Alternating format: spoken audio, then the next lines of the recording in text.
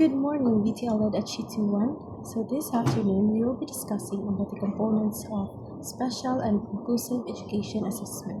So for the learning objectives, so at the end of the lesson, the students are expected to define and differentiate the norm reference and criterion reference in formal and authentic assessment methods.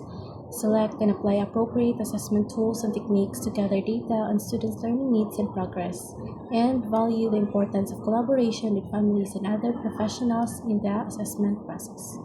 So I hope we can achieve these learning objectives by the end of our discussion. What is assessment? Assessment is a process of collecting information about the child's strengths and needs. It uses problem-solving process that involves a systematic collection as well as interpretation of data gathered. Teachers and administrators make instructional decisions based on assessment results. So, in simple words, assessment refers to the evaluation or measurement of a student's learning, performance, or progress. So now, I'll give the floor to Ms. Lorente for the assessment purpose. Okay, now let's proceed to assessment purposes.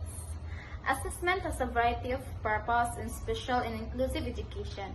It begins with initial identification that was explained in the previous section in child find in the pre-referral process.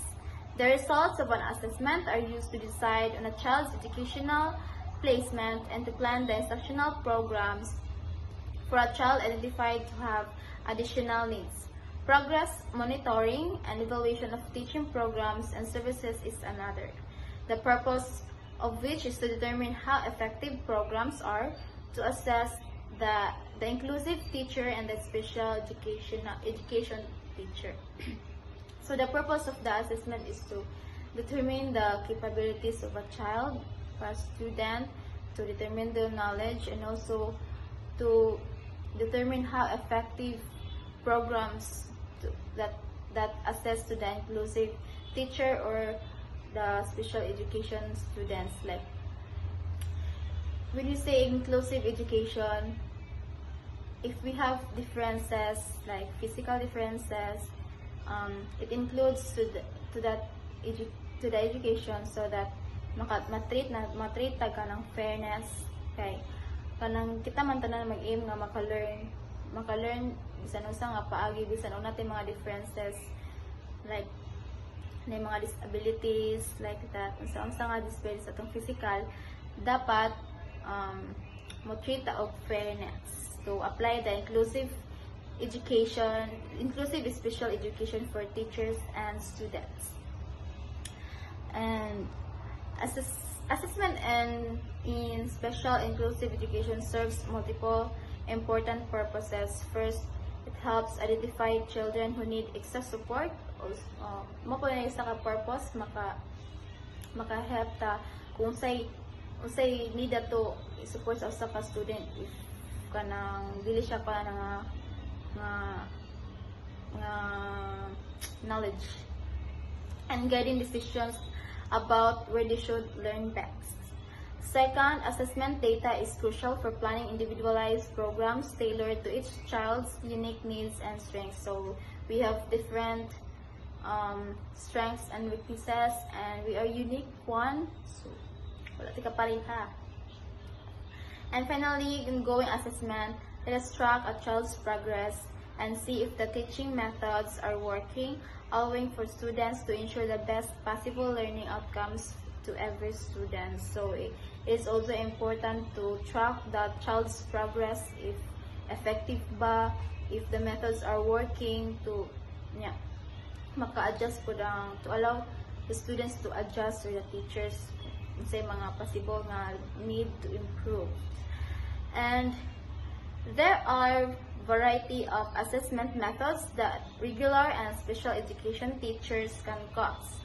This section covers the following: interviews, observations, checklists, or rating scales, and tests. So for the interview, talking with the student to learn about their learning and any challenges. So one of the variety of assessment methods in assessment is interview, to talk the student or the child to have a background about themselves or themselves. Next is observations, watching how the student learns and behaves in different places. So one of the variety is observations. So it is important to observe what are the behavior of a student or a child. Next is checklists or rating scales, using lists or scales to check off skills or rate how well a student does things. So mag-rate ka if unsa naghimo ana nga student, unsa nahiyang capable enough, and to check the skills or knowledge of a student or a child. And lastly is a test, giving the student tests to measure what they know and can do. So kung sa example ganina na ay sa akong gingon na na sa mag-test, na ay post-test, na ay pre-test to determine the knowledge of a student in that particular topics or subjects. So it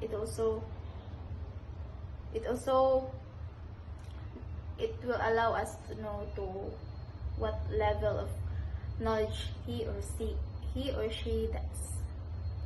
And next topic will be report to the next reporter. Okay, so for that continuation, I will be discussing about the methods of assessment. So I will be focusing on the three main types of assessment, which are the norm reference test, the criterion reference test, and the informal assessment. So the test that has been used by school psychologists, the educational diagnostic, and teachers help them to understand how students perform academically and developmentally. So let's now start with the norm reference test.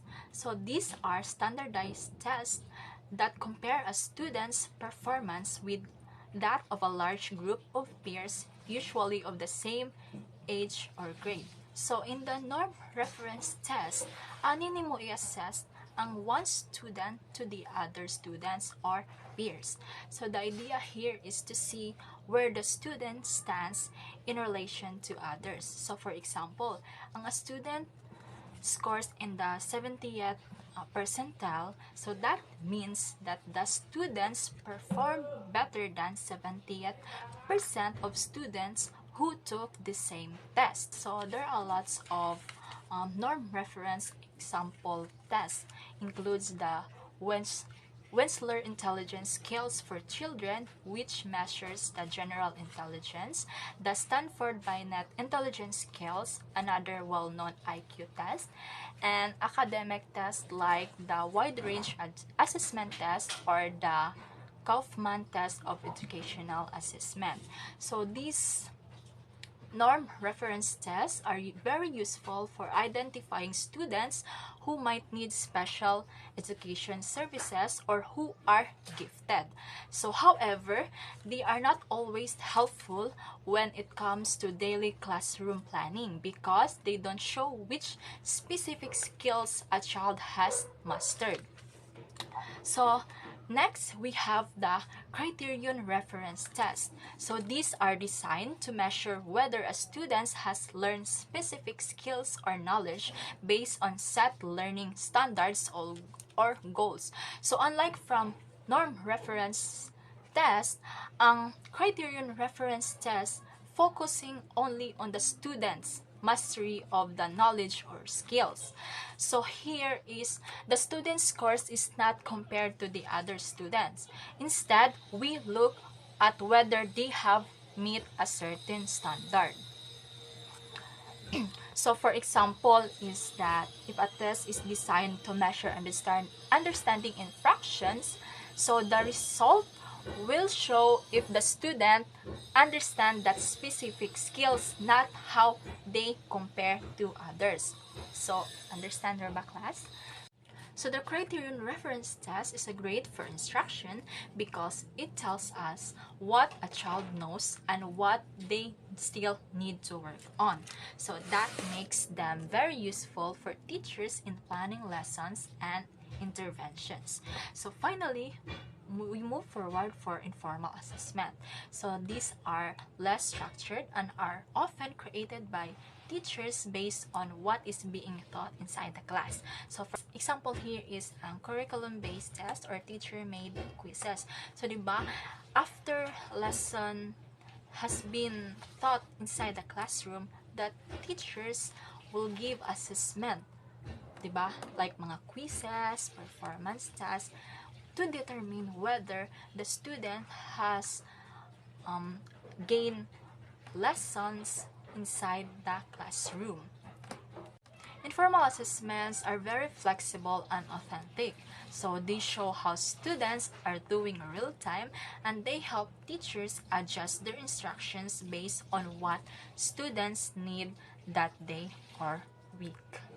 So next, we have the authentic assessment. So the authentic assessment is the use of tests, whether formal or informal, is only one method of assessment. So an example for this is that authentic assessment is observation of young students as they interact with family members, peers, and objects in naturally occurring activities across settings like home, school, and playground. Also, the daily routines. So we have here the example, Carl's assessment.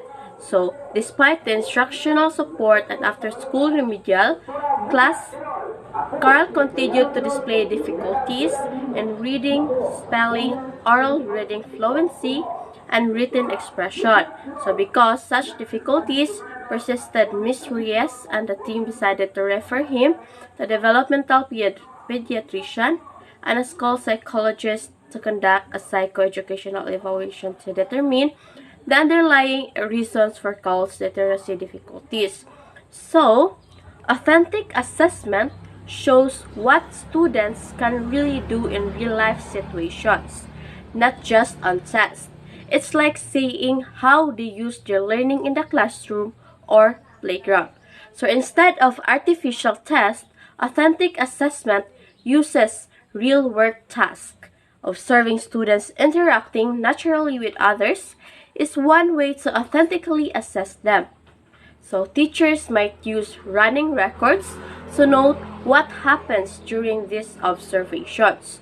So these records include details like the date, time, and what was said. Short descriptions of incidents called anecdotal records are also useful. So play-based and portfolio assessments are other also examples. So authentic assessment, to sum it all up, it helps understand a student's skills better than traditional tests alone. So it gives a more complete picture of their abilities. Who wants to read the definition of assessment principles? Yes, Miss? Please read the definition of assessment principles. Assessment principles. Assessment practices should be anchored or principles as provided by the Division for Early Childhood of the Council for Exceptional Student or DEC. 2014. Child and family-centered practices, a team-based approach, application of individualized and appropriate process, and use of genuine and meaningful communication that adhere to ethical and legal practices are the recommendation provided by the DEC. Thus, a variety of assessment methods and tools, use of authentic measures, as well as involvement of the RAMILI are necessary to make decision for placement and instructional planning DEC 2014. Okay, thank you. Assessment principle.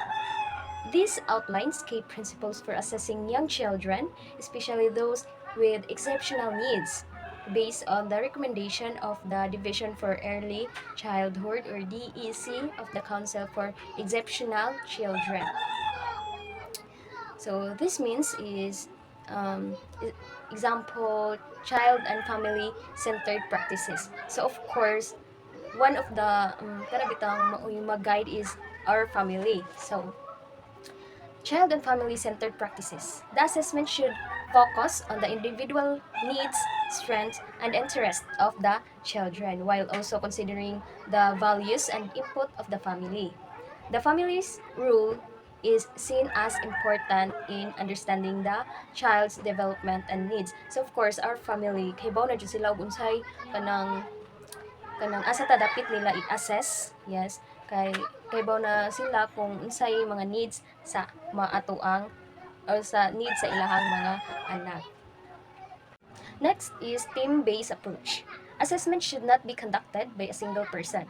Instead of team of professional. Example is teachers, parents should work together to gather information and make decision. Next is individualized and appropriate process.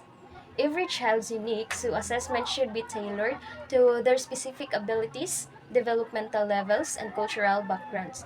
One-size-fits-all assessments are not effective. Next is genuine and meaningful communication.